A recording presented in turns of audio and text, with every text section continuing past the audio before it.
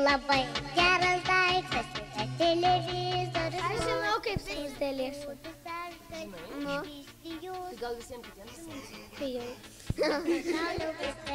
Geras daiktas yra televizorius. Mes tai esame skruzdėliukai, kaip Agri sakė, skudrais. Mes esame pagrindinė darbo liaudės iš tikrųjų. Ant mūsų laikosi visas šitas miestas, visas šitas gyvenimas ir visas šitas reikalas. Va. Čia nesusireikšminant pasakiau.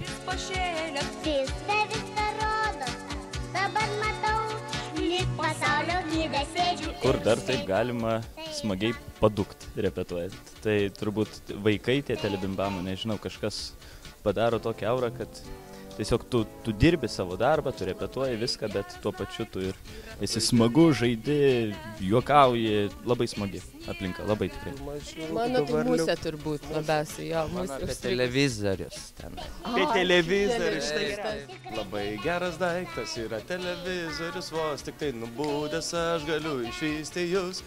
Pasaulio vaikai, pasaulio vaikai.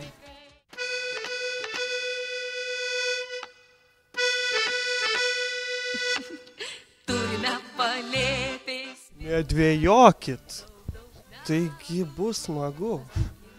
Mes taip dirbam, plušam dėl jūsų.